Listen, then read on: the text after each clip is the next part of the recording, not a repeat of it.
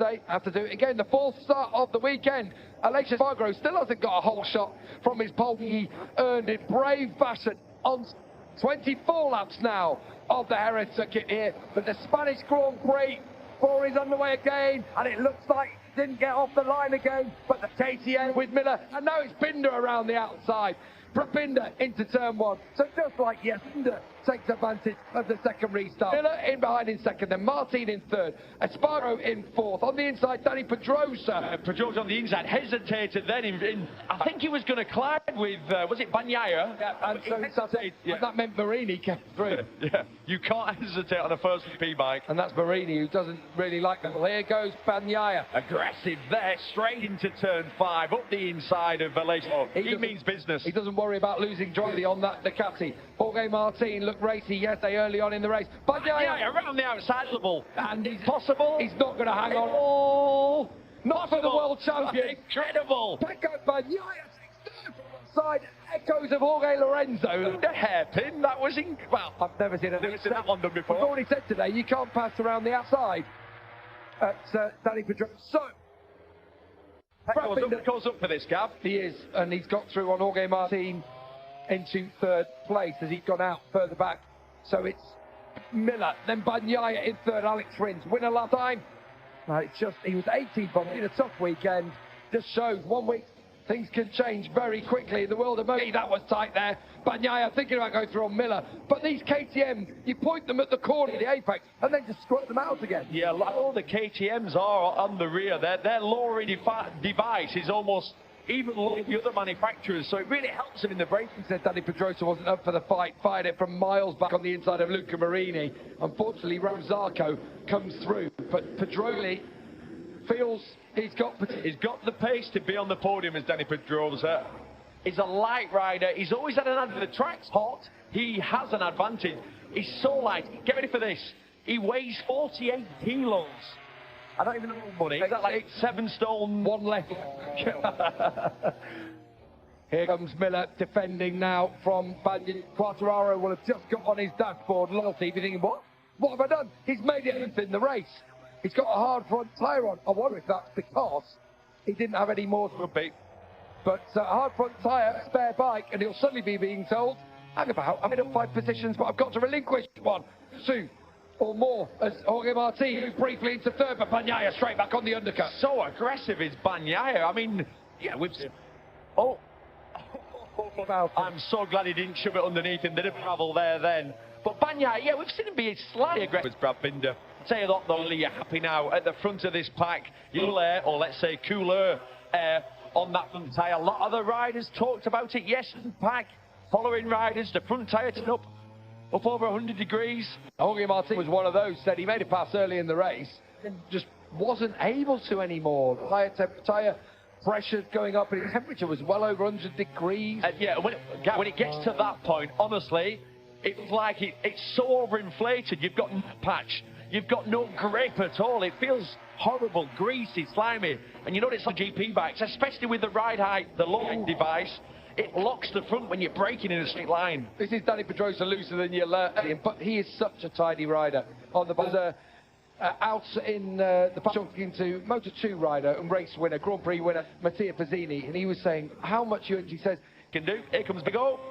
No, I think he's sitting tight while they're just getting a little bit of a gap behind because Miller again was a little bit quick on that last lap. They're both 2/10 quicker. Higher behind. What we do know is that Dani Pedrosa tested here a couple of weeks ago. Ducati didn't, and they will get some brilliant data, Pedrosa. They'll know what the tyre's going to do this distance when you're out front leading like this. Exactly. And as a test rider, that's what Pedrosa's job. Who race runs, test the tyres, see what. And it's not just what the tyres feel like then. What it does, it gives the engineers so much information, electronic strategy, how much traction control, how free we can have this motorcycle so you can use more of the power up the inside. Lined that one up, didn't he, coming through those two fenders. And again, is that stop in the middle, nothing you can do, and Miller will line back up behind his South African teammate, Fabio Quartararo. Long lap loop, rejoined there. Like, wasn't it, right in front of Augusto Fernandez, but looks like he's okay in the end. Right, he already looks like he's stretching it. We saw this yesterday, that very first lap he got into the lead. full attack mode. The hand comes out there. Oh, and Miller and Martin's gonna. Yeah. I think he might have pushed maybe a little bit by Miller. Miller's gonna come. Miller was a fraction wide, and what every racer would do, he went for the gap. Clearly contact. I love how Miller brings that off to remonstrate with him. Yeah, that's a big hit. And he's apologised. He's doing the line that he and Binder can do, isn't it? It's that V. It's literally get the bikes, keep the throttle closed, turn it, and the problem is there is a slight gap there. There's a metre gap. Penalties being given out. No, well, counted anything out. What we've seen already this weekend. I think Speeds did a tweet, didn't he, yesterday, as the World Superbike Grand Prix winner, saying, you know, you've created these rules, you've created sprint races, everything else, you're all on the same tyres. You've given set up on the outside, then on the inside. Oh, Luca Marini, it got to worse for Fabio Quartararo. He's been involved in a crash, been given a long lap penalty, which we felt harsh, and he's got to do it again. Hasn't complied correctly with it. He's probably gone over the white line. Or it's entering back onto the track. Entrance back on. But then I've got to say, and Bagnaia will. How much you're going to try and go defensive into here? You're going to run wide if you do so. Bagna's perfect in there. Spot on it. Remember, these two riders, we talk about decided on a Friday now. These two riders won. They were at risk of not maybe to be able to battle at this point of the race. It's definitely been a topsy-turvy weekend. All down to the temperatures that we've had this Grand Prix weekend. Down to where we're expecting to be massively high on Friday. There's no quitting. Been over the years, Gav. The teeth are at. He's trying to latch onto the back of wings or scoops or whatever you want to call them on the back of that thing. He will not give in until he's crossed the finish line. Throw everything at it. Yeah, he's like a dog with a bone, isn't he, Brad Binder? Here we go. All right. And he's done the hardest thing. Sometimes when you've been along and you get past, it can take you a lap to settle into it, just to retrain your eye to, you know, having a more view. And again, we saw behind last week, didn't we, from Alex Rins. Binder wants to stay as close as he can to Bagnaia.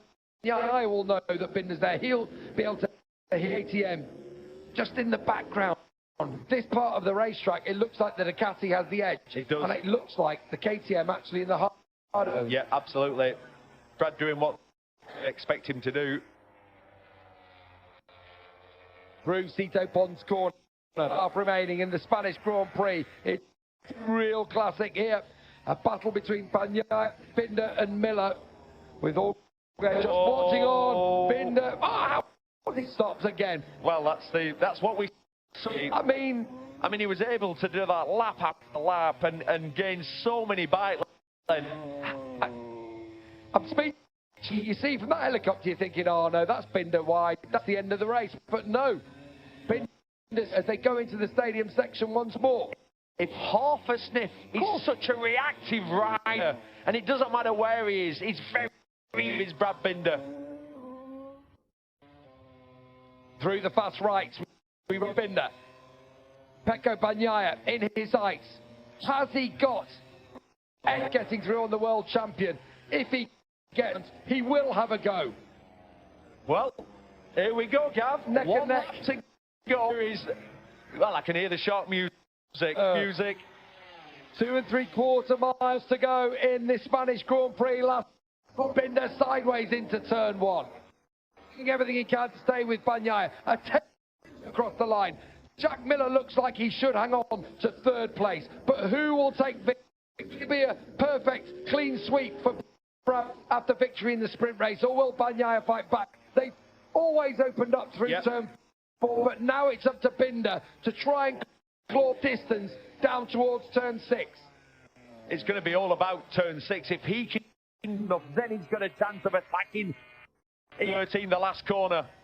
And if he was, I think, on the last lap, Binder will have a go. Again, closing, and mix the apex. He gets out as well, so Binder is going to bring Shaw to the final corner to be able to have a go into Lorenzo corner. Think of the classic that's gone down to that corner over the years. Gibbonhouse, your Marquez Lorenzo's. Look, here we go again. You're doing Criviers. This is one of those. There's a Binder thought about it, going through. Everyone into the stadium, the fans are going wild in this one. Who is going to take victory in the Spanish Grand Prix? Bagnaia from Bin, two fast right-handers, and then it's turned Lorenzo corner, the last opportunity. Binder's closing all the time. Has Bagnaia got it? Binder's going to have a go. He's going to try. He allows Bagnaia to get in there first, and it's going to be Pecco Bagnaia victory in the Spanish Grand Prix. On that lap.